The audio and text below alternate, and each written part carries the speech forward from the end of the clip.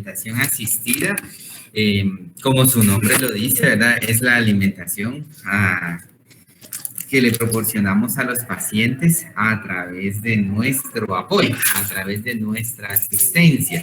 Ustedes, conforme han ido valorando los avances de la enfermería que se han ido suscitando a nivel de los diferentes temas que han tenido la oportunidad de compartir con los diferentes maestros, ustedes van a poder identificar que nosotros en enfermería valoramos mucho lo que es la independencia del paciente. A veces abusamos de eso porque en algunos casos hay colegas que dicen, levántese, usted puede, y esto y el otro, pero en realidad, pues con cariño siempre hay que medir qué necesidades tiene el paciente. Yareidi, ¿tiene levantada la mano? Sí, licenciado, buenos días. Disculpe, le quería informar de que una compañera, se llama Angélica Bautista, no podrá estar en la clase hoy porque tiene que arreglar su papelería en la U. Ok, gracias. Ahorita lo voy a anotar, así me da el nombre para que lo tomemos. Gracias, licenciado. ¿Cómo me dijo que se llama? Se llama Angélica Yulisa Paredes Bautista. Ok, Angélica Yulisa Paredes Bautista. Bueno, gracias. Entonces, arreglo de papelería en la U. Licenciado, también tenemos una compañerita que está un poco enferma, se llama Marilyn Boteo. ¿Qué le pasó a ella? Dijo que tenía mucha fiebre desde ayer y no le ha cesado la fiebre. Uy, malestar de cuerpo y escalofrío. Ay, Dios. Ya iría a consulta. Eso sí no le pregunté, licenciado, solo le pregunté cómo había amanecido. Marilyn Boteo me dijo, ¿verdad? Sí, ella dijo que iba a hacer lo posible por conectarse si aguantaba, pero no sé si se conectó o no. Efectivamente, con tanto malestar, no creo. Pero bueno, les decía, gracias. Les decía que cuando nosotros vemos la independencia del paciente, es algo que nosotros debemos de aspirar, es algo a lo que nosotros debemos de soñar, ¿verdad? Es algo también bastante difícil porque tiene que entrar en juego mucho el deseo del paciente por lograr su independencia, por lograr recuperar su independencia. Eso es algo que cuenta, no siempre el paciente va a estar de acuerdo en que necesita de algún modo recuperar su independencia, ¿verdad? Voy a poner un video, la alimentación asistida, solo voy a enseñar la técnica primero a través del video y no voy a meterme mucho a la parte del marco de referencia, ni me voy a meter mucho a la parte científica de la alimentación, porque luego vamos a ver la alimentación por los diferentes dispositivos. Cuando hablamos de alimentación, quiero que conozcan, muy importante, la alimentación se divide en alimentación enteral y en alimentación parenteral, ¿sí? La alimentación enteral es todo lo que va a través del tubo digestivo. Enteral va a través del tubo digestivo. Entonces, el tubo digestivo puede ser alimentación que yo coma por mis propios medios o alimentación que me asistan, pero que yo esté utilizando el tubo digestivo. Hay otro tipo de alimentación enteral que es la que va a través de sondas. Y esta alimentación también la vamos a ver el día de hoy, ¿verdad? La vamos a ver a través de los diferentes dispositivos donde podemos colocar, donde podemos, cómo podemos alimentar al paciente a través de los diferentes dispositivos. Y la alimentación parenteral es todo lo que va a través de una aguja, ¿sí? Todo lo que atraviesa el cuerpo a través de una aguja, a través de una punción.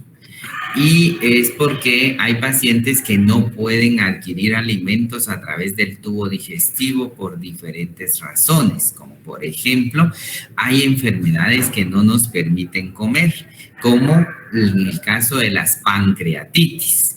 Las pancreatitis, nosotros vamos a ver que son inflamaciones o infecciones que se producen a nivel del páncreas.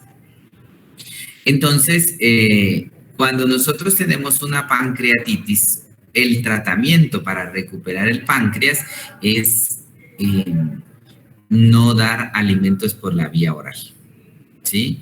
¿Por qué? Porque a medida que vamos dando los alimentos, obviamente se va produciendo segregación de jugo pancreático, de jugo biliar, porque estos jugos intervienen en el proceso de descomposición de los alimentos, pero cuando hablamos del proceso de descomposición, no quiere decir que se arruina, sino que estamos diciendo que este proceso se da porque se hacen partículas más pequeñas de los alimentos y se empiezan a sintetizar o a metabolizar las grandes células de los alimentos, como lo son las grasas, las proteínas, los carbohidratos, los minerales, las vitaminas, etcétera, etcétera, ¿verdad? Entonces, a esa degradación que se hacen más pequeñas para que se puedan absorber por el torrente sanguíneo o por el sistema digestivo, es a lo que llamamos descomposición de los alimentos. Entonces, lo que sucede acá es que en los casos de las pancreatitis, como el jugo pancreático lo produce el páncreas y también aporta cierto contenido para el jugo biliar, que nos ayudan a descomponer los alimentos. Entonces, mientras está edematizado o está inflamado y lo hacemos trabajar, nunca se va a desinflamar o a recuperar ese páncreas. Entonces, lo tenemos que poner en reposo absoluto, o sea, que no trabaje, que no haga esfuerzo. Y por eso es de que en esos casos el paciente no puede comer y va a poder comer hasta que se desinflame el páncreas. Y para eso se va a llevar un promedio de 8 a 15 días o más, ¿verdad? Pero lo importante es por lo menos 8 o 15 días. Y no puede haber nadie que viva sin alimentarse 8 o 10 días. Definitivamente nos morimos, ¿verdad? Porque aunque estemos nosotros en reposo, aunque no hagamos ejercicio, la alimentación es importante porque nos permite obtener la energía para mantener el funcionamiento del organismo. Caso como, por ejemplo, nosotros vamos a ver que aunque estemos en reposo, el cerebro necesita energía para mantenerse activo. El pulmón necesita energía para hacer los movimientos involuntarios de inspiración y expiración. El corazón necesita energía para hacer los movimientos de sístole y diástole. Y obviamente a tener movimiento de los músculos para poder hacer presión a nivel de los vasos sanguíneos para mantener en movimiento la circulación. O sea, se necesita mucho de la energía para poder mantener vivo el ser humano. ¿Y de dónde vamos a obtener esa energía? De los alimentos. Por eso es importante que nosotros partamos de no dejar sin comer a un paciente. Cuando nosotros dejamos sin alimentar a un paciente, lo único que estamos haciendo es disminuyendo las posibilidades de poder vencer la enfermedad. Imagínense, disminuyendo las posibilidades. O sea que de nada sirve que nos esmeremos en administrar la antibiótico-terapia, que nos esmeremos en hacer todos los procedimientos que necesitamos, tanto de diagnóstico o de cuidados de enfermería, si no le estamos proveyendo la alimentación necesaria para obtener la energía suficiente y poder mantener vivo a ese paciente. No sé si hay alguna duda con lo que expliqué. No, licenciado. No, licenciado. Okay. Perfecto. Se recuerdan que de la participación depende que les comparta las evidencias, ¿verdad? Entonces, Los alimentos se dividen en dos grandes grupos, los micronutrientes y los macronutrientes. Eso lo van a ver en un curso que se llama nutrición, pero para que me entiendan, cuando yo explique algo más adelante, ustedes van a decir, bueno, hay dos tipos de nutrientes. Y quiero decir también con esto que no todo el alimento es nutritivo, ¿sí? No todo el alimento uno puede comer, pero no nutrirse, ¿sí? ¿Y cómo sucede esto? Porque para que un alimento sea considerado nutritivo, debe de tener los 3 macronutrientes, que son carbohidratos, proteínas y grasas, ¿sí? Esos son 3 macronutrientes. Y los micronutrientes, que es la otra parte, se subdividen en vitaminas, minerales y agua. Y eso varía un poquito de acuerdo con la teoría, porque el agua, algunos teóricos dicen, no es nutriente, pero es elemental para la vida. Y otros, por eso de lo elemental que es para la vida, lo ingresan entre los macronutrientes. Pero la teoría que seguimos son que los alimentos se dividen en micronutrientes y macronutrientes. Los macros se dividen en 3, que son carbohidratos, grasas y proteínas, y los micronutrientes que van a ser vitaminas, agua y minerales. ¿Ok? Bueno, voy a empezar a compartir mi pantalla para ver un video. Me dice si se mira mi pantalla, por favor. Sí se ve, licenciado. Ok, gracias.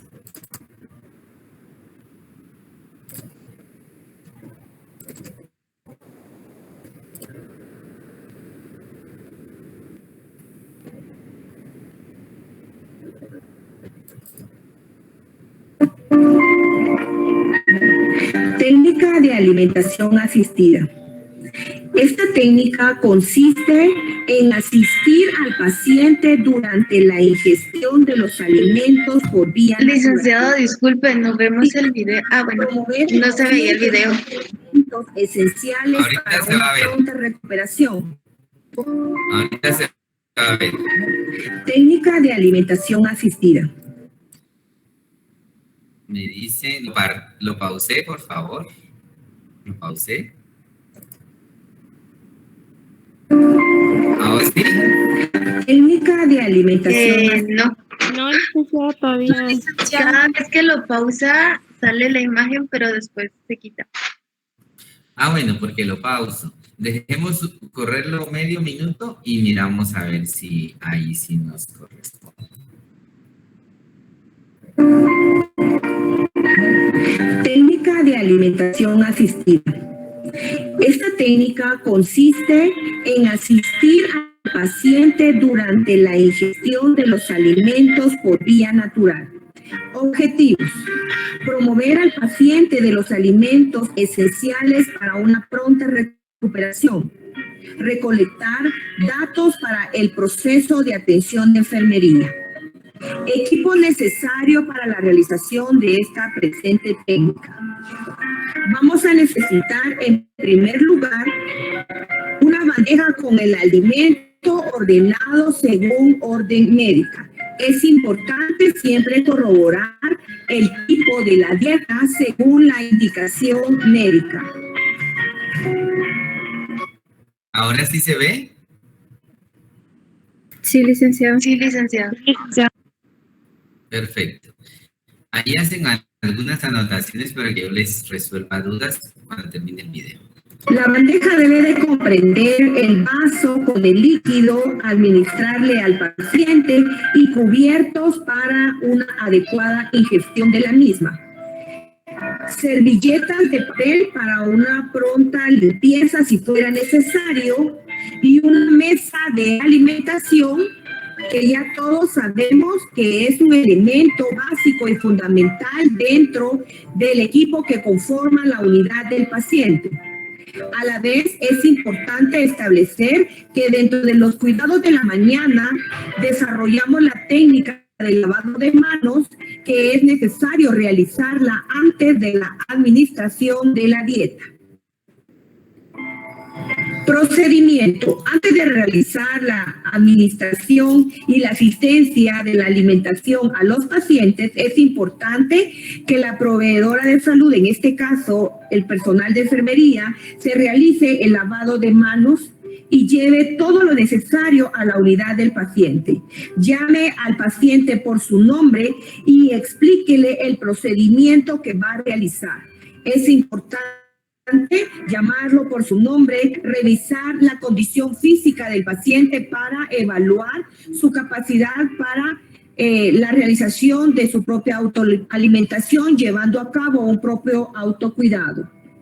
Coloque al paciente en una posición adecuada, haciendo uso de la manivela para colocar al paciente en posición de Fuller.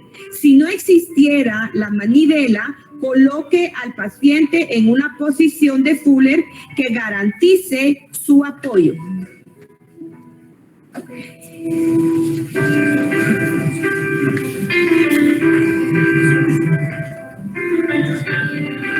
Puede subir al paciente hacia la cabecera para dejarlo cómodo para una adecuada ingestión de sus alimentos.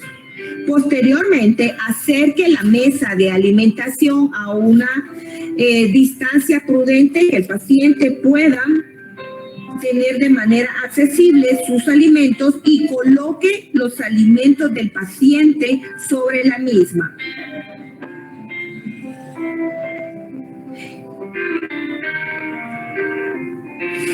Previo a la administración de su alimento, es importante pues cerciorarnos de que ya se hayan lavado las manos el paciente con la técnica adecuada. Coloque la servilleta alrededor del cuello del paciente y acerque la mesa con la bandeja de alimentación. Es importante verificar la temperatura de los mismos. Con su mano diestra tome la cuchara y dele cucharada por cucharada, sosteniendo el alimento que el paciente va a ingerir y que es parte de su alimentación. Es importante proporcionar entre cada ingesta líquidos necesarios que el paciente requiera.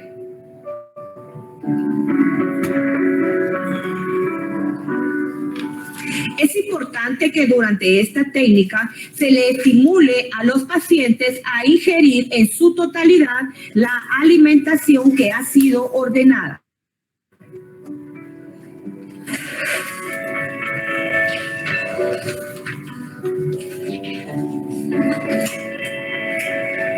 Una nutrición adecuada comprende la administración de cantidades suficientes de carbohidratos, de grasas, proteínas y vitaminas para el paciente.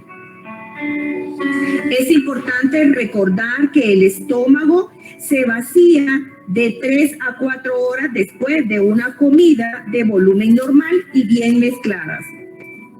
El tiempo que dura la ingestión en el intestino delgado no pasa más de 2 a 4 horas.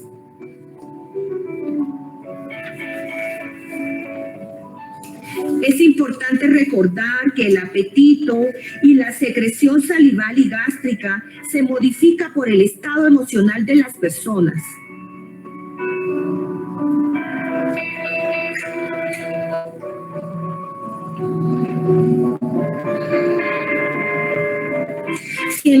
Si en algún momento existiera la presencia de náuseas y vómitos durante la asistencia de su alimentación, es recomendable dejar de alimentar, suspender la administración de su dieta.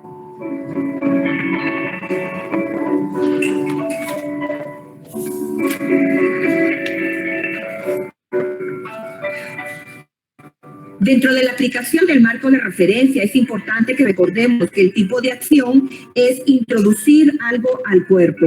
Dentro de las características del área corporal, pues nosotros sabemos que nosotros tenemos un órgano básico y fundamental que es el estómago y parte de la boca donde va a ser nuestra puerta de entrada. Entonces podemos decir que el estómago es un órgano no estéril, pero por sus capas internas sí lo es, que tiene un orificio de entrada natural y que no es necesario abrir o crear uno. Tiene capacidad de expansión.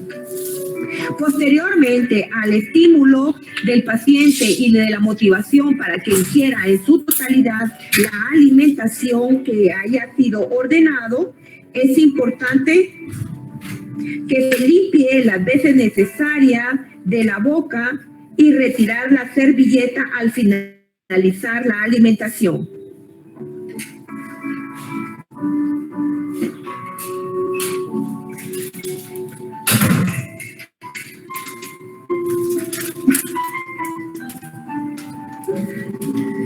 Ya satisfecho el paciente con la administración de su alimentación, retírele la servilleta y deje limpio al paciente. Retire la mesa de alimentación y los utensilios empleados para la alimentación asistida. Coloque la mesa de alimentación en el lugar correspondiente y felicite al paciente por haberse alimentado. Deje cómodo al paciente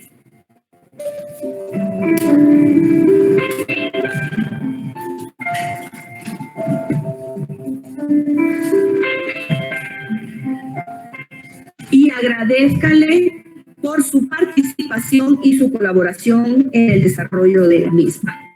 Posteriormente, coloque todo el equipo en el lugar correspondiente para darle el cuidado posterior. Es importante que recuerden que posteriormente al cuidado del equipo en lo que respecta a la alimentación, es importante realizar la técnica de la higiene bucal al paciente, empleando los elementos de uso personal. Posteriormente, realice las anotaciones correspondientes en la nota de enfermería o control de ingesta y excreta.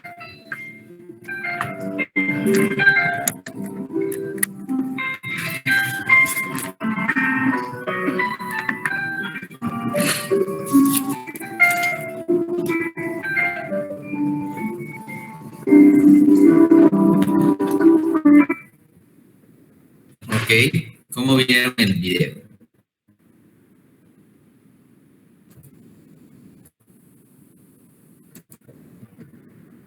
Muy explicativo.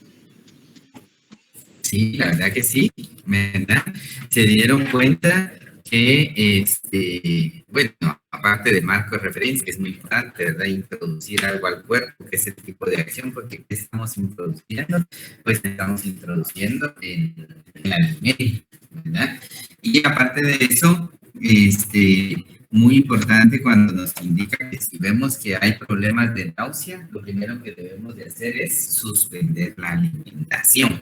¿Por qué lo debemos de suspender?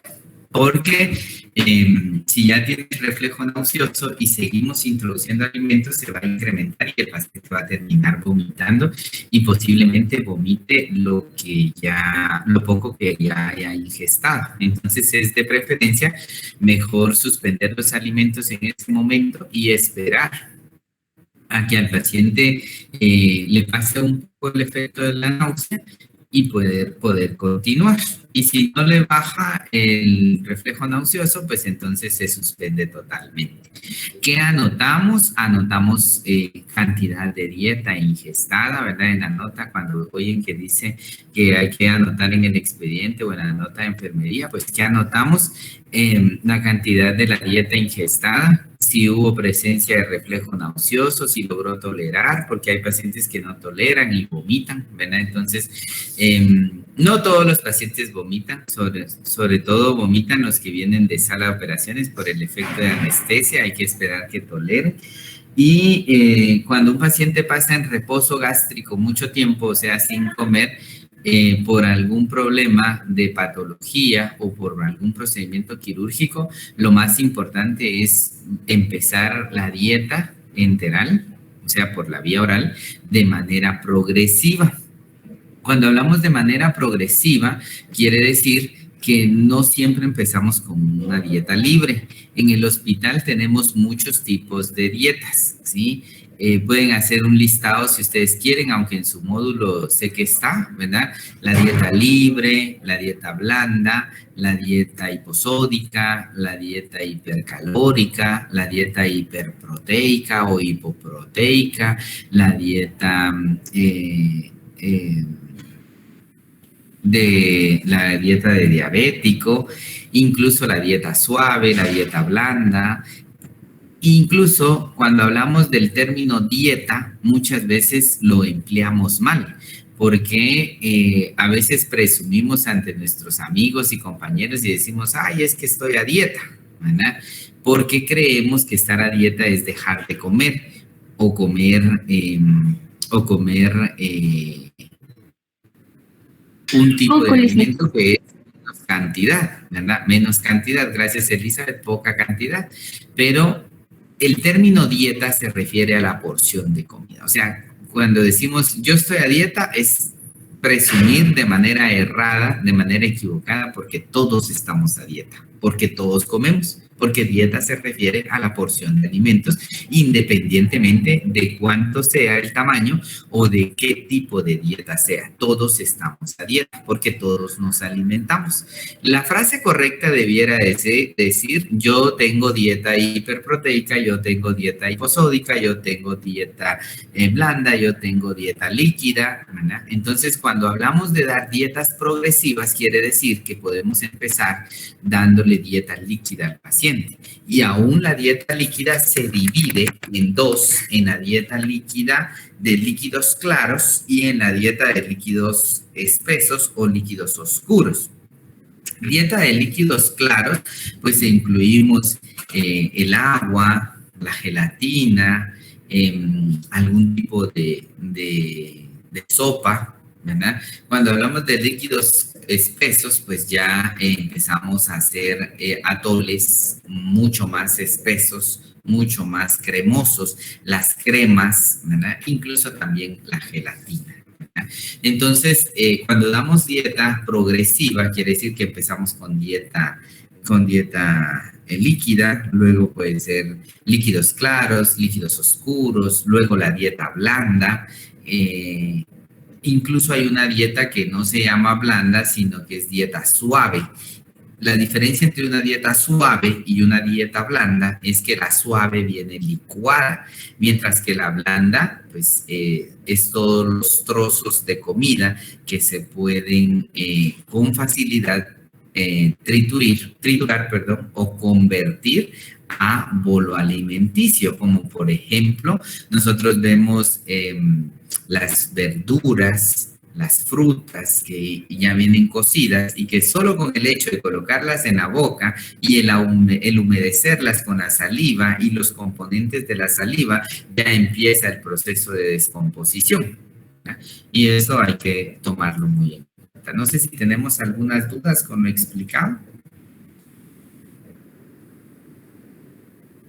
Licenciado, yo la duda que tenía era que si tengo un paciente que no puede comer porque su situación se lo impide, pero él tiene hambre, ¿qué vamos a hacer con ese paciente? Porque él necesita saciarse. Le vamos a explicar, ¿sí?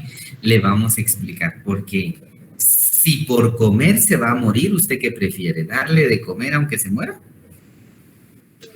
Pues no, pero... No se puede, definitivamente no se puede.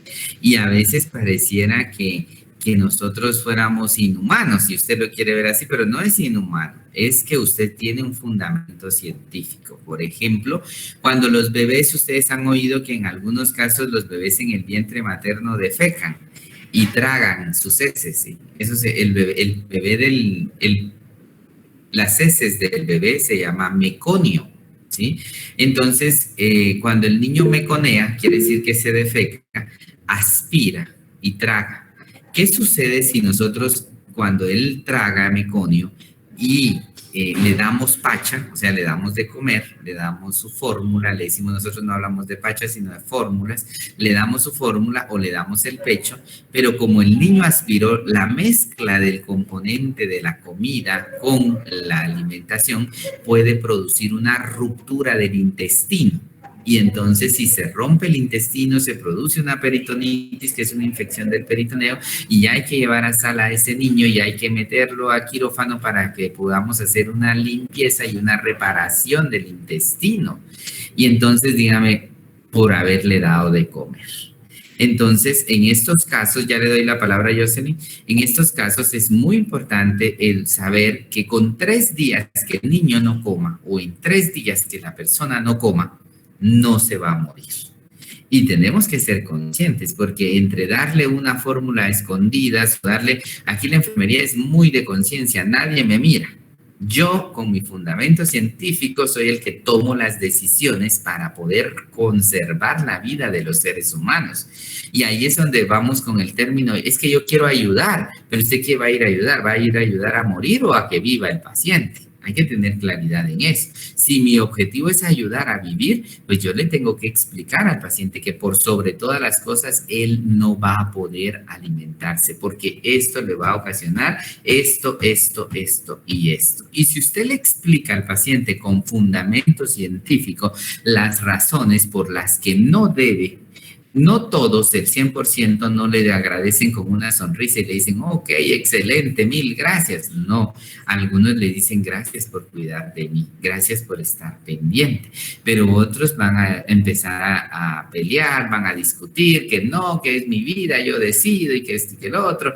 Pero es parte de que nosotros tenemos que lidiar con ellos. Y de cómo yo convenza al paciente, son otros 10 pesos que tal vez no nos lo van a enseñar en la universidad, sino que nosotros a través del comprender la fundamentación científica vamos a encontrar las herramientas de poder llegar a esos pacientes. ¿Entendido, Catherine? Sí, licenciado, muchas gracias. Ok, Jocelyn, adelante, tiene la mano levantada. Licenciado, perdón, entonces eso está como esas personas que están saliendo del quirófano, que tienen terminantemente prohibido tomar, pero aunque sea un traguito de agua, porque es fatal para ellos. Y una vez mi mamá me comentó que dice que cuando operaron a mi abuela le estaba pidiendo agua y ella no le dio. Entonces, pero a la par había otro familiar también con otra paciente, va con su familiar, y le dijo, no sea así, dele agua a su mamá, mire, está sufriendo y toda la cosa, y la familiar de él empezó a pedirle agua y le dio agua. Total, fue que para resumirle la historia, fue que el paciente de esa familiar falleció, porque no sé qué fue lo que pasó, yo creo que se le fue el agua a los pulmones o no sé, la regañaron porque no le tenía que haber dado, entonces, y ella le dijo, bueno, usted al final no tuvo mal, y ella empezó con cargo de conciencia, porque yo decía, qué mala es usted porque está viendo a su mamá sufrir porque quiere agua y no le da, y yo por no ver a la mía sufrir le di agua, entonces prácticamente está como, digamos, lo que igual en ese caso. Totalmente. Por más que uno le duela y uno quiera darles, no se puede, ¿verdad? Exactamente, así es, Jocelyn. Gracias por el aporte. Gracias, María José, adelante. Gracias, licenciado. Fíjese que justamente, yo tuve una operación hace un par de años y obviamente pues tuve 8 horas antes de la operación ayuna. Pero yo me estaba muriendo del hambre, tenía sed y prácticamente le solicité a la enfermera, y esta enfermera pues yo creo que fue por falta de cuidado y sí me brindó un té. Entonces yo me lo tomé y a las 2 horas prácticamente yo ya estaba vomitando. Entonces creo que también como enfermería es prudente cuidar a nuestros pacientes, y uno como paciente también tener o saber o preguntar si se puede o no ingerir algún producto o alimento, ¿verdad? Claro, aunque tenemos que saber, María José, que la responsabilidad la responsabilidad cuando el paciente está dentro del servicio y está dentro de mi servicio, la responsabilidad al 100% es mía como enfermera. Bueno, yo debí de haber educado al paciente, no pude descuidarme, el paciente no sabe. Por ejemplo, una paciente que tiene una herida, una cesárea, por poner un ejemplo, ¿no? Y el paciente tiene suturado el vientre, el abdomen bajo, y el paciente le damos agua y empieza a vomitar. La fuerza que hace el abdomen para poder vaciar el estómago a través del vómito puede ocasionar un montón de problemas. Puede ocasionar, primero, que se rompan los puntos y eso no es trascendental porque lo regresamos al quirófano, le ponemos anestesia y le volvemos a suturar.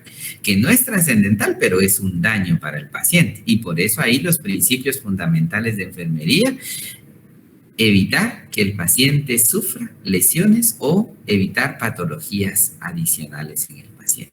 Y en el peor de los casos es que como el paciente bajo leves efectos de anestesia, con incapacidad para movilizarse por lo adolorido de la cirugía y vomitando, no tenga la suficiente fuerza de lateralizarse para reducir el riesgo de aspiración. Y como diría alguien por ahí hoy en la clase, vaya al pulmón, aspire. Aspirar quiere decir que se va al pulmón.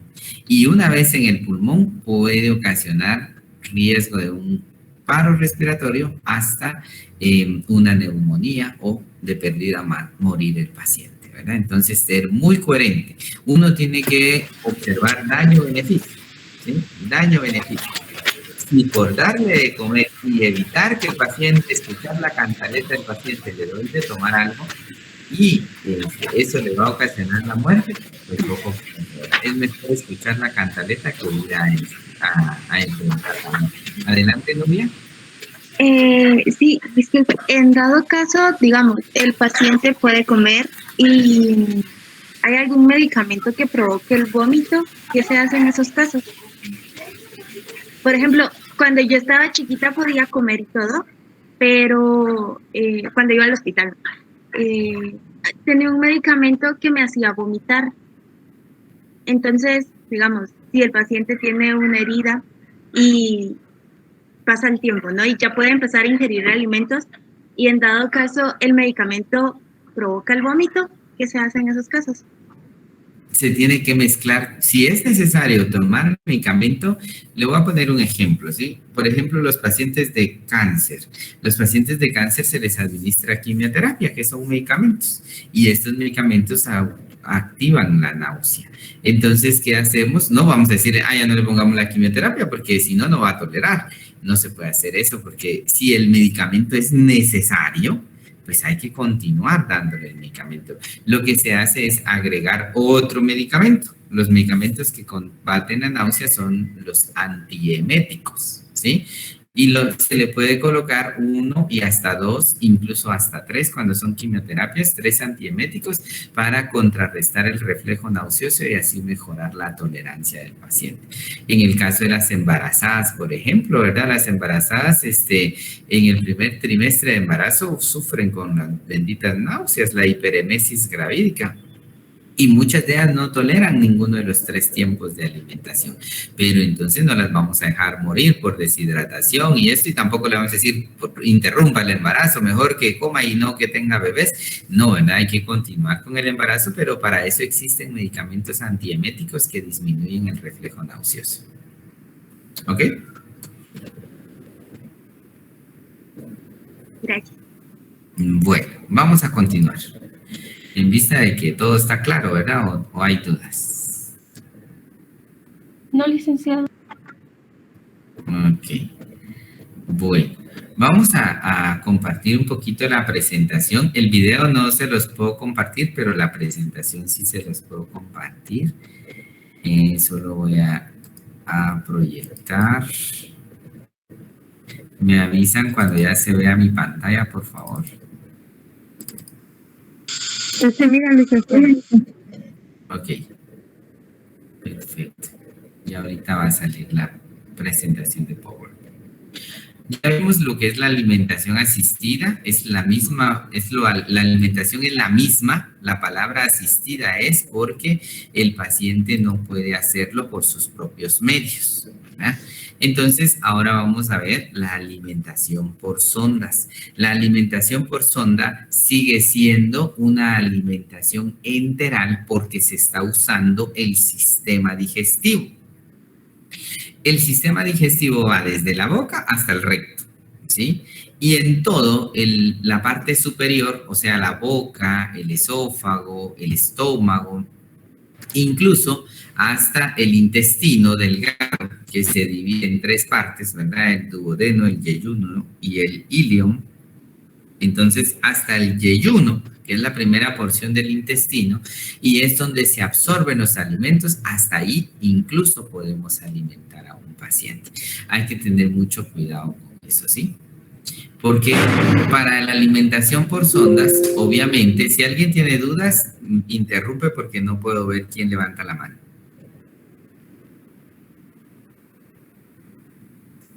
¿Nadie tiene dudas?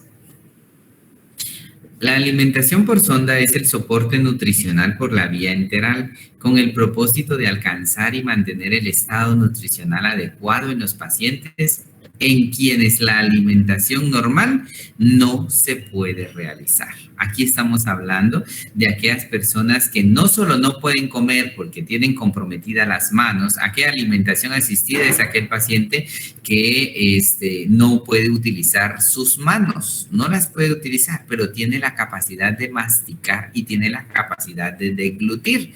¿Quiénes no pueden usar sus manos? Pues aquellos pacientes que tengan quemaduras en miembros superiores, aquellos que tengan fracturas, o sea que la independencia del paciente está comprometida, pero está comprometida porque sus miembros superiores no le permiten poder ingerir los alimentos a la cavidad oral. Los pacientes que están en alimentación por sonda son aquellos pacientes que no pueden ingerir por alguna forma de manera natural o de manera normal la alimentación. La decisión del tipo de soporte a implementar en el paciente se debe hacer de acuerdo a el riesgo-beneficio. Siempre es eso lo que tenemos que ver, riesgo-beneficio. Le doy de comer o se muere, si no le doy de comer se muere, y si le doy de comer se muere. O sea, hay que evaluar el riesgo-beneficio que tengamos con el paciente. Obviamente, uno, entre más temprano empiece a comer dentro del hospital, es mejor. Es mejor, más temprano no quiere decir a los 5 minutos, a los 10 minutos, a los 3 minutos, sino que estoy hablando de que hay pacientes que, por ejemplo, empiezan a comer hasta los 8 días. No puedo dejar 8 días sin comer al paciente.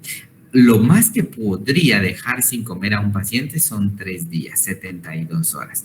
Después, si yo veo que necesitamos más tiempo de esas 72 horas, inmediatamente hay que colocar un tipo de alimentación que ya no va a ser enteral, sino que ya va a ser parenteral, o sea, a través de un dispositivo que vaya directamente ya no en el tubo digestivo, sino que va a tener que ir en el sistema circulatorio. Valorar la función intestinal, esto es muy importante antes de que nosotros empecemos la alimentación.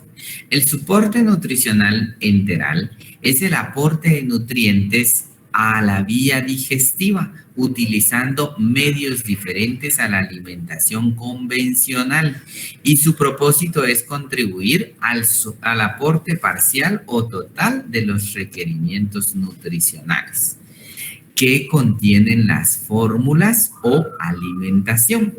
Cuando nosotros tenemos colocado un dispositivo, ¿sí?, que ya sea a través de cuando nosotros alimentamos al paciente por sondas, puede ser por sonda nasogástrica, por sonda orogástrica, por sonda de gastrostomía o por sonda de yeyunostomía, que ya lo vamos a ver más adelante.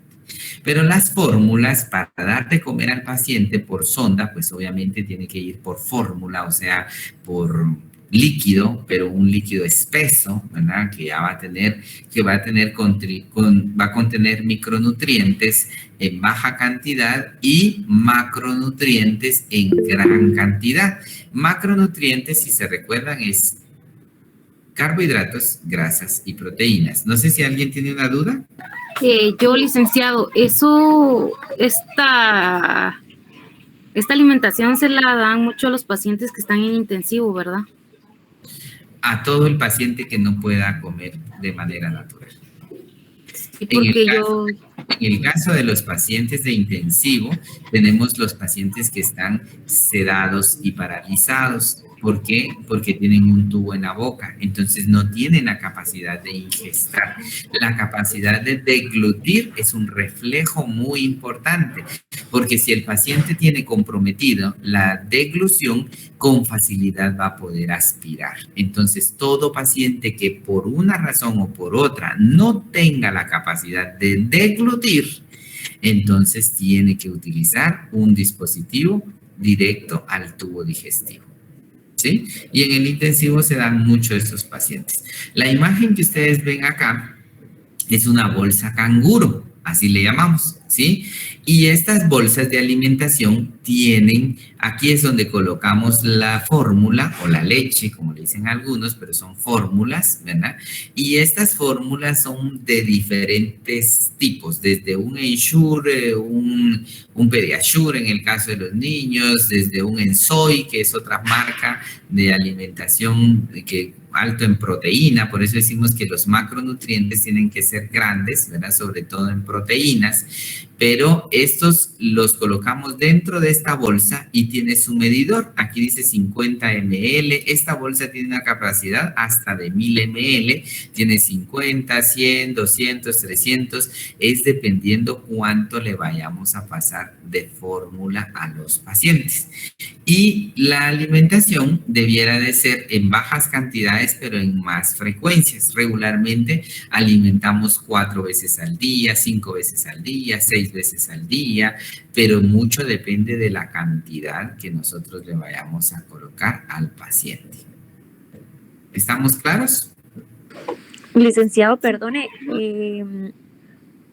esa bolsita, sí, la fórmula, ¿cómo se les da prácticamente? ¿Siempre vía bucal cuando están intubados, usted indica?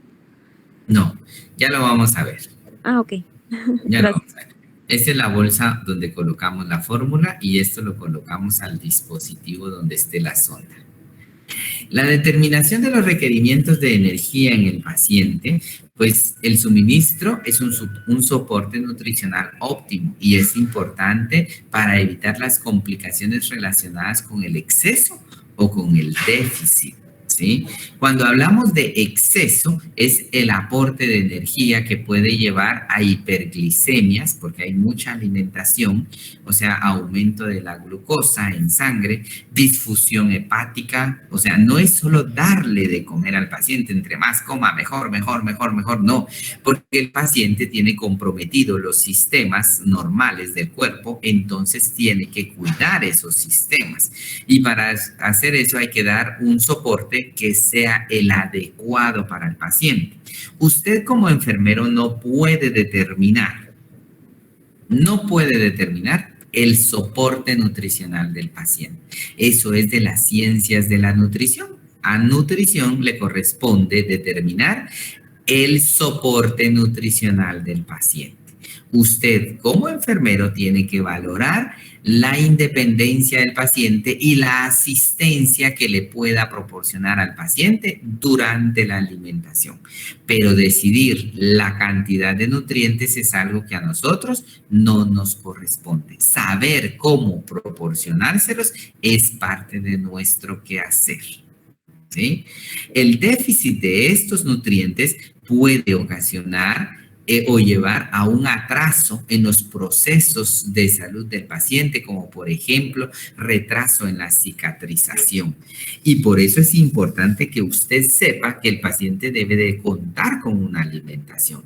Por ejemplo, en el caso de los pacientes que tienen quemaduras y sobre todo los que tienen quemaduras muy amplias, hay que tener mucho cuidado porque estamos haciendo curación diaria, mantenemos un ambiente estéril, administramos antibióticos antibiótico-terapia, hacemos hidroterapia, hacemos debridamiento, lo llevamos a sala cada 72 horas, pero no le damos el soporte nutricional adecuado. Entonces, ¿qué es lo que va a suceder? Que nunca va a cicatrizar ese paciente o no va a cicatrizar de manera oportuna porque no tiene las suficientes nutrientes, sobre todo proteínas, para poder crear el proceso de cicatrización en ese paciente. Hay muchos tabú en torno a la alimentación, como por ejemplo en las pacientes embarazadas. Si ustedes ven, cuando lleguen a los hospitales se van a poder dar cuenta que en la maternidad, por ejemplo, cuando hay reparación de genitales, se hace un procedimiento que se llama episiotomía, que es reparación de los genitales cuando hay ruptura en el parto normal. Los pacientes les llevan de desayunar un pan dulce, una taza de café, una taza de atol y un huevo duro. Esto es lo que le llevan, un trozo de pan, un huevo duro, una taza de café y una taza de atol.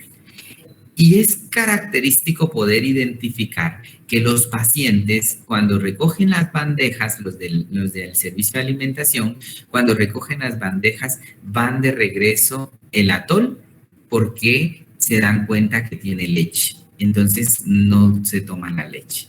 Y aparte de eso, van de regreso los huevos duros porque ellas tienen la creencia cultural de que el huevo les produce, les hace que se inconen, dicen ellos, pero lo que están diciendo es que les producen que se infecten los puntos que les colocaron. Y no tiene nada que ver la alimentación con que los puntos se inconen o se llenen de pus o se infecten, porque eso depende de los cuidados higiénicos que tengan con la alimentación. Entonces, muchas veces el paciente en el hospital sufre de déficit. Primero, porque no siempre hay un nutricionista para calcular el soporte nutricional y segundo, por los tabú que hay alrededor de la alimentación. Entonces, los pacientes no comen, no se alimentan. Los pacientes que tienen una fractura, no sé por qué ellos, y sobre todo si tienen suturas, ellos ya no comen huevo, ya no comen crema, ya no comen leche, ya no comen grasa y empiezan a comer solo tortilla seca o tortilla tostada, quesito seco,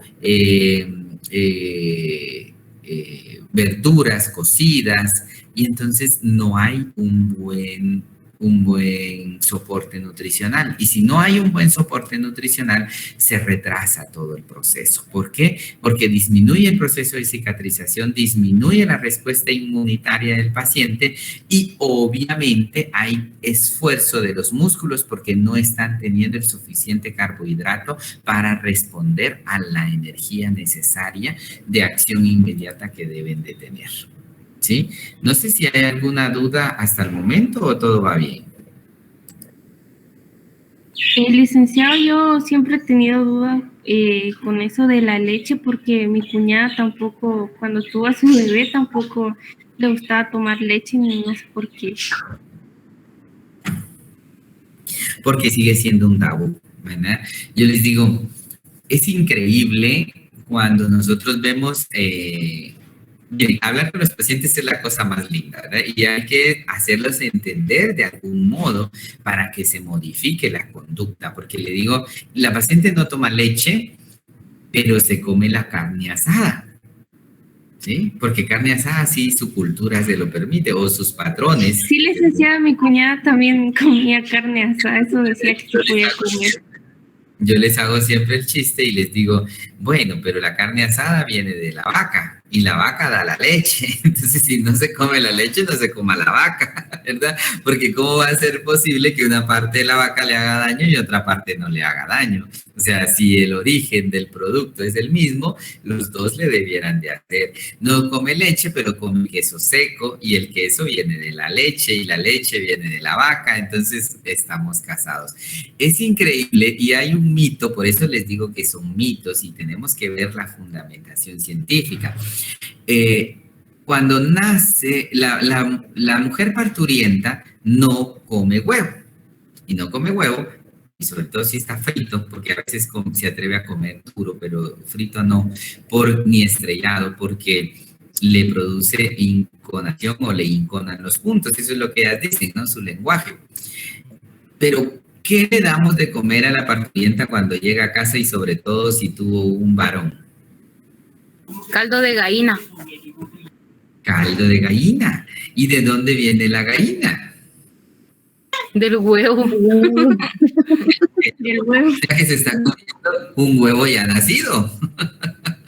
Entonces, y el huevo viene de la gallina. Entonces, la gallina del huevo y el huevo de la gallina. Entonces, es como irles aterrizando. O sea, si no se come el huevo, no se coma la gallina. Punto, ¿verdad? Y eso les va, ha costado mucho hacer ese cambio cultural, porque esos son patrones muy arraigados de la sociedad, de nuestras poblaciones. De hecho, cuando nace mi primer hija, estaba mi mamá y ya con mi mamá habían ciertos conflictos, así como Rafa ya no hace lo que le decimos, sino lo que él quiere. Pero no es lo que él quiere, es lo que él ha aprendido, porque si no modificamos la conducta, es imposible demostrar que tenemos fundamento científico. Es imposible. Entonces, me recuerdo que llegamos, nace la primer bebé, nos vamos a casa y preparan un caldo de gallina y le damos de comer caldito de gallina, y entonces en la cena nadie se preocupó por cenar. Estábamos tan felices todos que nadie se preocupó por cenar. Pero cuando nos toca la cena, dice mi mamá, ¿qué le vamos a dar de comer a Emily, que es mi esposa? Y les digo, huevitos con frijol está bien. Y entonces, y frijol menos que van a comer, ¿verdad? Y entonces dice mi mamá, pero es que le pusieron puntos. Y yo le digo, sí, pero huevitos con frijol. Y entonces se me queda bien y dice, ¿y si le hacen mal? Y solo la miro, le sonrío y le digo, huevitos con frijol está bien. Y me dijo, bueno, pues que coma eso, pero si le hace daño es tu culpa porque no acostumbramos a eso.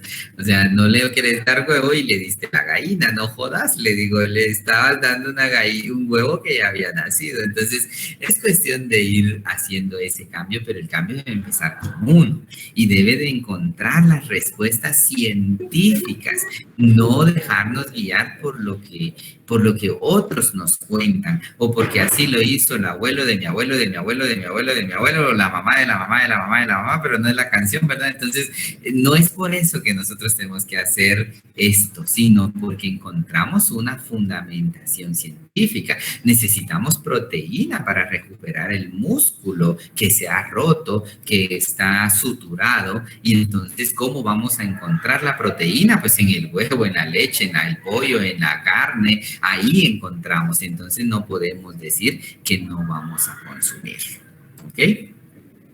Entonces prácticamente debemos comer de todo. De todo.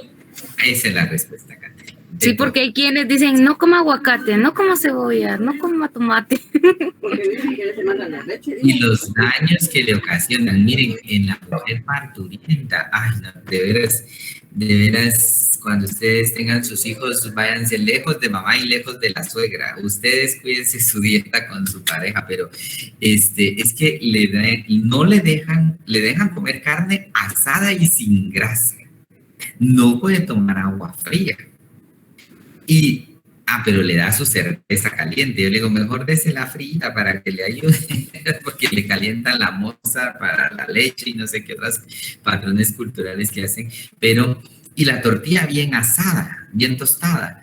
Entonces, al final, y que no tome agua fría y que no tome tanta agua porque se le va a resfriar la leche, y etcétera, etcétera, etcétera. Al final, la pobre de la mujer tenía los intestinos comprimidos por el peso, por el espacio del niño, y entonces cuando el niño sale, los intestinos se van reacomodando nuevamente, y ese cambio y esa compresión hacen que el intestino sea lento, y si a eso le disminuimos el agua, le tomamos comidas secas, le ponemos la tortilla seca, la pobre señora no puede defecar, y no puede defecar, y aparte de eso tiene reparación de genitales, por Dios santo, eso es mortal, o sea, y ahí sí que sufre el que quiere, ¿verdad? El que no sabe, y la enfermera que no puede educar antes de irse, o sea, el papel que usted tiene frente al paciente mejora la calidad de vida de los usuarios. Pero usted tiene que ver esa integralidad del paciente, sus cuidados como madre en labor y partos, los cuidados que debe tener con ese bebé, los cuidados que debe de tener como pareja. Son muy importantes que nosotros los eduquemos con el paciente. ¿Okay? ¿Cuáles son los objetivos de la alimentación? Disminuir la incidencia de desnutrición calórico-proteica hospitalaria. Tenemos mucho problema con los pacientes en el hospital porque hemos descubierto a través de estudios que todos los pacientes se desnutren, todos los pacientes. ¿Por qué? Primero porque o no les damos el soporte necesario y entonces eso hace que se alarguen la hospitalidad, los días de estancia hospitalaria se alargan porque el paciente no logra curarse, ¿sí? Entonces, los objetivos de una buena alimentación es disminuir la incidencia de la desnutrición, disminuir la morbimortalidad hospitalaria, garantizar la calidad terapéutica y disminuir la estancia hospitalaria.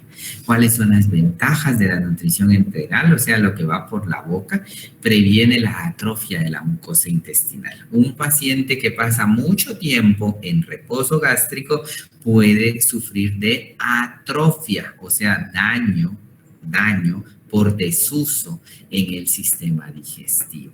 Por eso es de que no empezamos abruptamente y le damos, ay, no ha comido en 5 días, tráigale un pollo y una carne y una pechuga.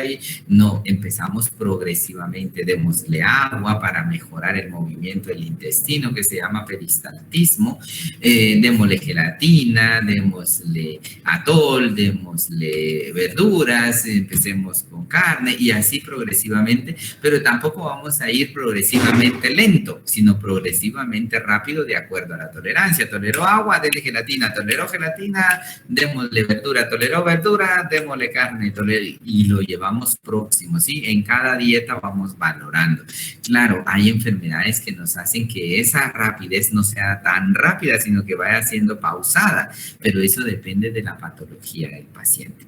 Promueve la motilidad del intestino, disminuye la translocación de las bacterias y toxinas a la luz del intestino. Recuérdense que el intestino grueso está saturado de bacterias, saturado de toxinas. Si nosotros mejoramos el paso de la alimentación, disminuimos el crecimiento de esa bacteria porque las bacterias al final se solidifican y son lo que forman las heces. Entonces estamos generando o sacando al exterior, llevando al exterior todas esas cantidades de toxinas y reducir el riesgo de infección. Y las infecciones asociadas a la nutrición parenteral, por eso son ventajas de la nutrición enteral, porque cuando ponemos una alimentación parenteral que va a través de una aguja, es un riesgo muy alto de que el paciente desarrolle una infección.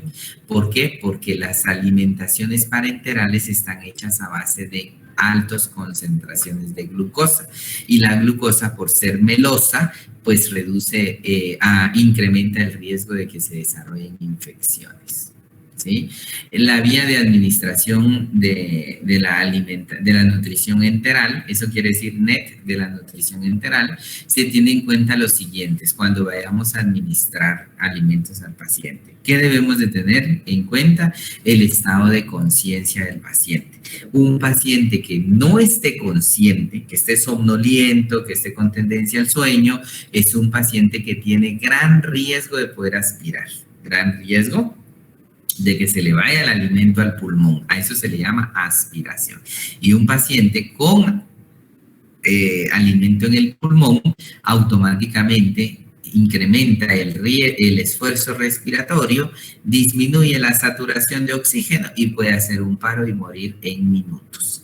Condiciones de absorción y patología del tracto gastrointestinal. Hay pacientes que tienen mala absorción. De hecho, hay una enfermedad que se llama el síndrome de mala absorción y hay patologías que no nos ayudan, como hablábamos de la pancreatitis, pero eso solo es una, hay otras, ¿verdad? Hay otro montón de patologías, las masas, la enfermedad, el síndrome de Marjorie Weiss, las hernias, sobre todo la hernia hiatal, reduce el paso de la alimentación, disminuye. Entonces, todas esas patologías hay que tomarlas en cuenta. Duración del tratamiento o qué tratamiento tiene el paciente.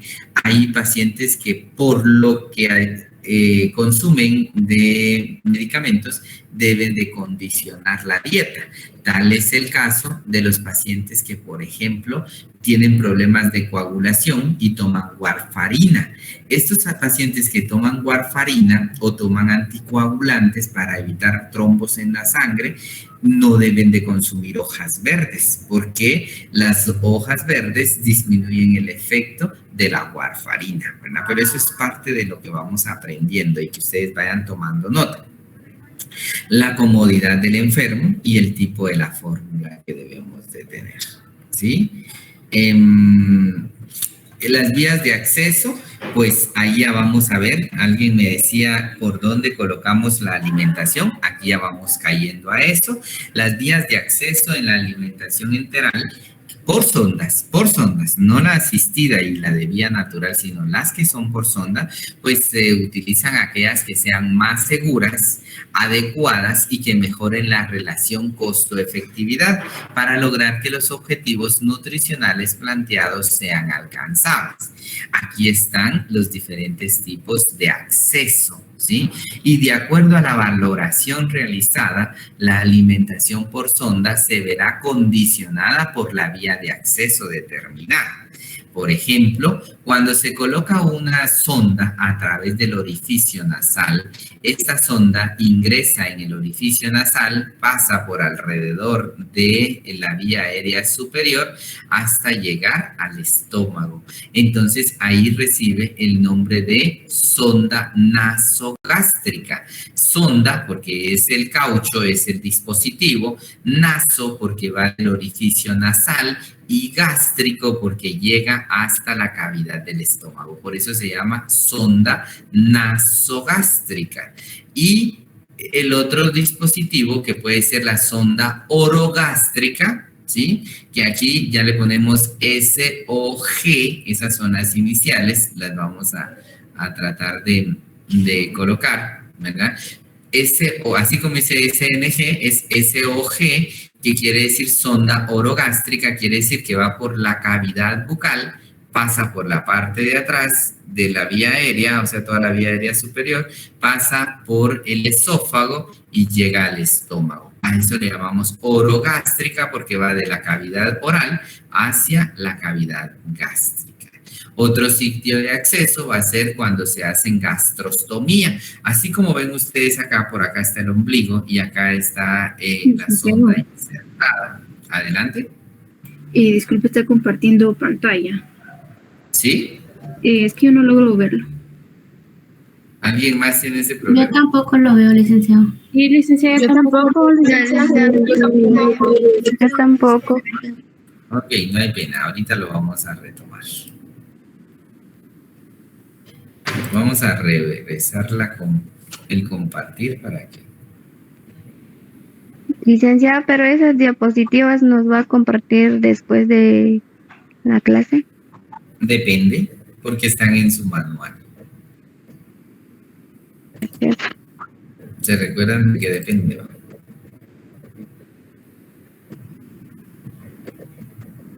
Ok, ¿ahora sí se ve? Sí, licenciado. Sí, licenciado. Okay. Esta fue la que vimos, los objetivos: disminuir la incidencia de la desnutrición, disminuir la estancia hospitalaria, qué son las ventajas que vemos, la vía de la administración enteral, ¿verdad? Que el estado, tomar en cuenta el estado de conciencia, las patologías, el tratamiento. Aquí vamos con la vía de acceso, que era lo que les estaba hablando, ¿verdad? Que la vía de acceso, de acuerdo con la valoración realizada, yo les decía aquí, era donde les explicaba, si se deja de ver la pantalla, bueno, no la voy a mover. Cuando vemos esto, estamos hablando de que como el conducto, el orificio de entrada es la nariz, o sea, la zona nasal, puede ser la fosa derecha o la izquierda, no hay problema, y pasa por atrás de la vía aérea hasta llegar al epigastrio o al estómago, por eso se llama sonda nasogástrica, gastro que es estómago, si se recuerdan los sufijos y prefijos, y cuando va por la vía oral, que es SOG, ¿verdad? Orogástrica, quiere decir eso, sonda orogástrica, es porque va de la vía oral, y este solo es el ejemplo de cuando entra por la boca o cuando entra por la nariz, pero tanto el niño puede tener por la vía nasal o por la vía oral, como el adulto tener por la vía nasal o por la vía oral. ¿De qué depende? Pues en adultos es más cómodo la nasal, pero si no tiene problemas porque tiene edema de cornetes o no puede accesarse por la vía oral, entonces, por la vía nasal, entonces se coloca por la vía orogástrica, ¿verdad? No hay ningún problema. Y el otro tipo de acceso, ya vimos sí que puede ser nasogástrica u orogástrica, y el otro puede ser gastrostomía. Cuando hablamos de una gastrostomía, estamos diciendo que vamos a insertar una sonda flexible del exterior directamente al estómago. ¿Sí? Esta tercera que ustedes ven acá, este es cuando tenemos una gastrostomía que va directamente a la cavidad del estómago, desde el exterior. Esto se puede hacer desde desde un espacio en intensivo hasta que vaya a un procedimiento quirúrgico y que a través de sala de operaciones se le pueda hacer una gastrostomía. Y no es agastrostomía, pero es gastrostomía. Obviamente, los cuidados que tenemos son totalmente diferentes entre una vía y la otra, porque en este caso se valora que el paciente no puede usar toda la vía aérea superior o tiene problemas. Por ejemplo, si el problema está en el esófago y no podemos atravesar el esófago, pues se puede alimentar directamente al estómago. Se puede usar una gastrostomía. Y en dado caso que el paciente no pueda utilizar la cavidad gástrica porque tiene una masa, porque hay un cáncer en el estómago, por X o Y razón no puede tocar el estómago el alimento, pues entonces se puede usar la porción del intestino, y entonces se usa la primera porción del intestino delgado, que es el yeyuno, por eso se llama yeyunostomía, porque la sonda va a ir directamente insertada en la porción del yeyuno.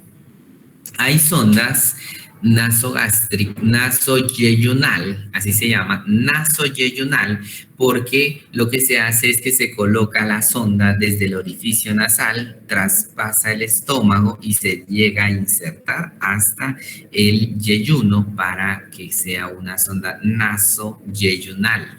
¿Sí? Eso es cuando no se quiere dejar la alimentación en el estómago por algún compromiso con el paciente, con alguna patología, y entonces se tiene que colocar hacia ahí.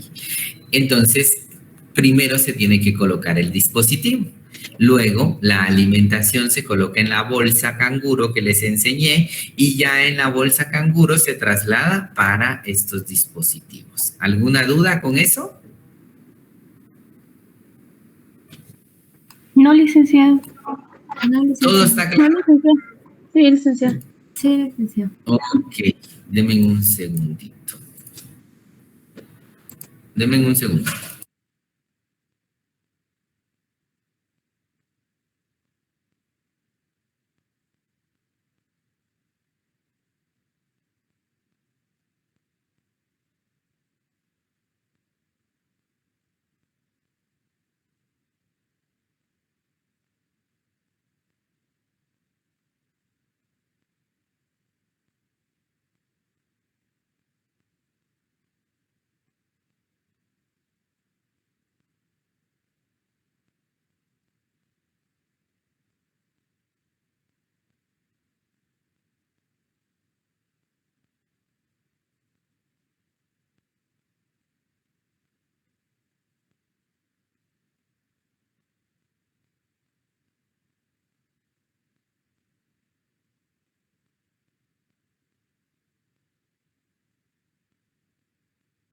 Nosotros tenemos receso a las 12:30. Pregunto si tomamos el receso o seguimos de largo.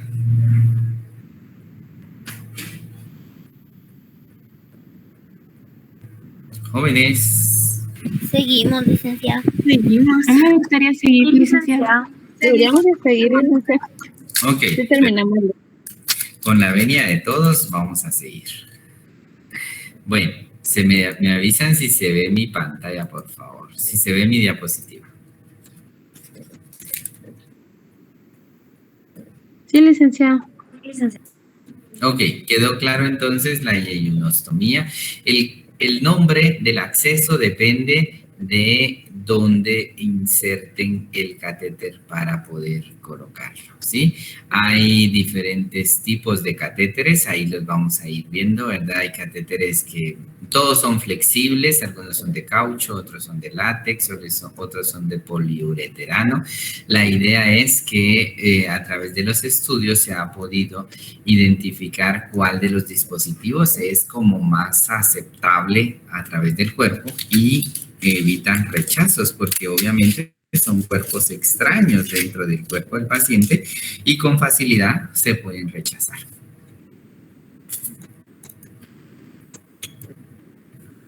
Aquí vamos a ver los cuidados de enfermería.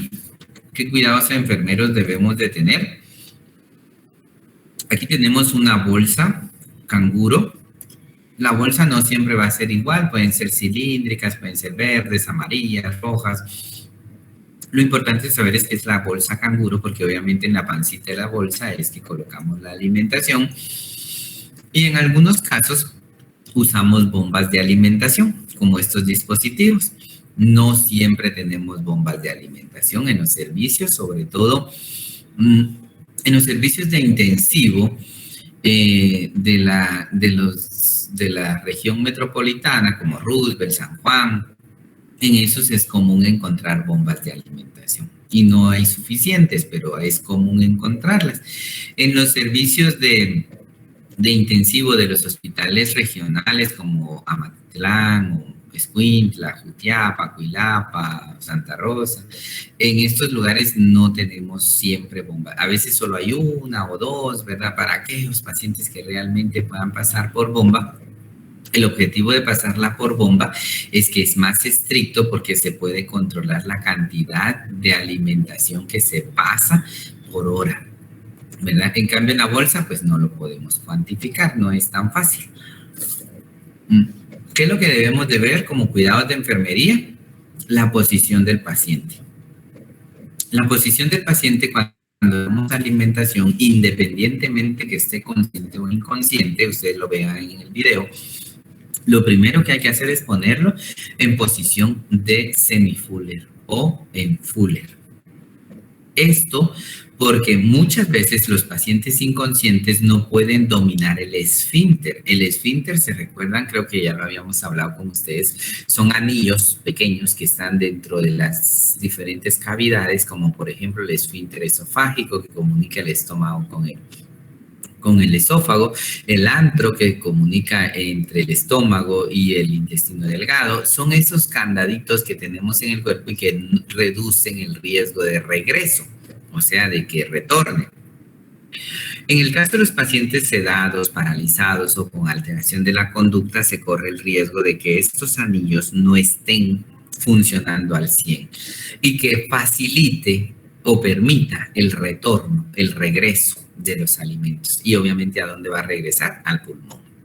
Por eso es la condición de ponerlo en posición de semifuller, porque aunque haya regreso, no va a ser tan fácil el riesgo de que aspire.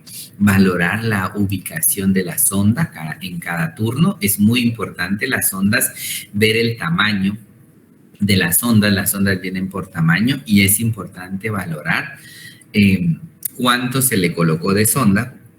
Incluso hay unas sondas que son las sondas de Silastic, que siempre se pueden poner por nasogástrica u orogástrico, pero esas son mucho más finas, traen, aparte que el material es mucho más adherible al cuerpo, también tienen una durabilidad más en el cuerpo del paciente, pero sobre todo traen medición en centímetros, entonces se puede valorar en qué posición o a cuántos centímetros se colocó la sonda desde el inicio, y en cada turno debemos de valorar a cuántos centímetros está colocada la sonda. Porque si la sonda está afuera, por ejemplo, una sonda que sea nasogástrica, o sea, que vaya de la nariz a la cavidad gástrica y esté muy afuera, va a quedar en el esófago. El riesgo de que aspire es muy alto. Y como no lo podemos valorar, porque no tenemos ultravioleta en los ojos, no tenemos rayos ultravioleta, pero sí podemos medir qué tanto de la porción de la sonda está por fuera. Y en el caso de que exista esa duda, es mejor recolocar la sonda nasogástrica. Marcar con indeleble el nivel de inserción es otra buena técnica, ¿verdad? Un marcador indeleble, si es que hay, o colocarle algún micropore o algo. En el caso de las sondas de Silastic, pues es mejor anotar cuánto tiene de centímetros introducido el paciente para que en cada turno repitamos. Sonda nasogástrica fijada a 50 centímetros, sonda nasogástrica de Silastic fijada a 48, a 47, a 50, dependiendo eso del tamaño del paciente. Mantener una permeabilidad. Esto de mantener la permeabilidad es porque cuando nosotros damos de alimentar al paciente, muchas veces la leche se hace grumos, y si dejamos residuos de alimentación de fórmula en la sonda, esto se puede endurecer y hacer grumos, y entonces obstruye la sonda. ¿Y qué sucede? Volver a colocar la sonda al paciente, colocar la sonda es un procedimiento incómodo, y me imagino doloroso. Digo me imagino porque gracias a Dios nunca he tenido que tener una sonda colocada, pero me imagino que debe ser lo más desastroso que puede ser. Si colocar la sonda es incómodo y para el paciente es súper incómodo, solo para nosotros ponerla es incómodo porque el paciente le activa el reflejo nauseoso, entonces uno siente que vomita el paciente sobre nosotros, ¿no? Entonces decirle trague, y yo queriendo vomitar a la par del paciente es incómodo para el paciente, es mucho más. Entonces, como cuidado, es muy importante mantener irrigada la sonda, y se irriga con 50 cc en cada hora o después de cada toma, ¿verdad? Se puede ir lavando la sonda. Verificar el residuo gástrico antes de iniciar o suspender. Esto es muy importante porque cuando nosotros medir el residuo gástrico quiere decir que antes, por ejemplo, si el paciente comió a las 10 de la mañana y le toca la alimentación de las 12 o de las 2 de la tarde, antes de colocar la sonda, antes de colocar la bolsa en la sonda, lo primero que se tiene que hacer es vaciar, abrir la sonda en un riñón y ver si sale residuo de alimento. Si sale residuo de alimento que sea mayor a 200 cc, o sea que estamos hablando que es demasiada alimentación, lo mejor es suspender la alimentación por 1 hora más. No se le debe de administrar al paciente la alimentación, porque eso quiere decir que no ha sido absorbido el alimento proporcionado anteriormente. Y que lo único que vamos a hacer es meter más alimento, desarrollar el reflejo nauseoso, que el paciente vomite o que le cause diarrea al paciente, etcétera, etcétera. Entonces, sí es muy importante eso de hacer anotaciones, de poder verificar, se mide el residuo gástrico, si es mayor a 200, mejor no continúo con la alimentación, la suspendo y luego la voy a retomar cuando en 1 hora. En 1 hora vuelvo a insistir, mido el residuo gástrico. Si es menor a 200, puedo continuar con la alimentación. Ahora, si no, hay que esperar 1 hora, por favor. ¿Sí? El cambio de equipo cada 24 horas o cada 48 horas. La bolsa, que es la bolsa canguro, la debiéramos de cambiar idealmente cada 24 horas. Idealmente, pero entre cada alimentación, porque el paciente puede comer 4, 5 o 6 veces al día en 24 horas, entre cada alimentación hay que lavar esta bolsa. Yo siempre le digo al personal, esta bolsa representa el plato del paciente, porque aquí es donde le damos de comer. Y usted cuando desayuna, lava el plato cuando almuerza o come sobre ese plato sucio donde desayuna. Se lava, licenciado. Se lava, ¿verdad? Esa parte de lógica, de conciencia, porque solo eso es conciencia, pero la fundamentación científica, ¿por qué la debo de lavar? Primero, porque imagínense un plato, ¿por qué no como yo en el mismo plato donde desayuné y no lo he lavado?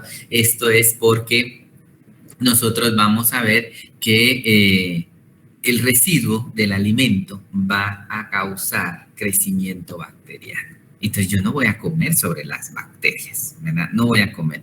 Por eso aquí decimos, el cambio del equipo idealmente debiera ser cada 24, 48 horas y se debe de lavar la bolsa con agua tibia o con agua hervida. En el hospital tenemos salvavidas, pero sí podemos calentarla con los microondas para poder pasarle, porque no se lava con agua y jabón. Esto lo único que hacemos es aplicarle agua y sobre todo agua caliente, porque las fórmulas están hechas a base de leche y la leche crea bacterias con facilidad. Primero porque es grasoso y segundo porque es lácteo, se descompone fácilmente y se da el caso que en los hospitales públicos no podemos cambiar la bolsa cada 24 ni cada 48 horas porque no hay. Entonces la cambiamos cada 72 horas. Pero lo ideal es 24 o 48 horas.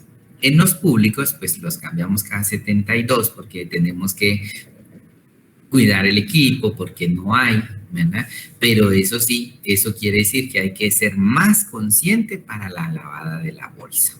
Mantener la bomba de infusión limpia y en buen funcionamiento y valorar el estado de la piel de las mucosas, de las fosas nasales. Todos los días hay que hacer cambio de la fijación de las sondas, todos los días. Y cada vez que se hace el cambio de la fijación es la cinta adhesiva con la que se detiene la sonda. Y cada vez que se hace el cambio de la sonda, se debe de colocar, se debe de rotar, se le debe de dar una pequeña vuelta a la sonda, un giro de 360 grados a la sonda para que no se adhiera a la mucosa, porque hay material, sobre todo las sondas que son muy antiguas, las que son renovadas últimamente ya son de un material más fino y ya causan menos, no se adhieren tanto a la piel, ¿verdad? Pero las antiguas sí nos dan mucho problema. La ubicación gástrica, administrar por 20 horas y programar reposo gástrico. Esta es una forma de cómo dar los alimentos. Puede ser que programemos la bolsa con la alimentación para 20 horas. Puede ser que la pongamos para 3 horas, para 2 horas, dependiendo el ritmo en que vaya tolerando el paciente. Y también puede ser que sea a nivel yeyunar. ¿Sí? ¿Qué cuidados debemos de tener? Aquí está, si ustedes ven, el sitio de inserción, ¿verdad? Cuidados de soporte externo, todo lo que va afuera, sobre todo en la gastrostomía o en la yeyunostomía, se debe de estar apoyando sobre la piel sin ejercer presión. Debe de levantarse o girarse para limpiarlo sin tirar bruscamente y para fijar la sonda poner espadagrapo hipoalergénico de preferencia, aunque no siempre tenemos, aprovechando la flexión natural de la sonda, ¿verdad? Que podemos reacomodarla sobre un lado del paciente. Adelante, ¿alguien está levantando la mano? Jocelyn.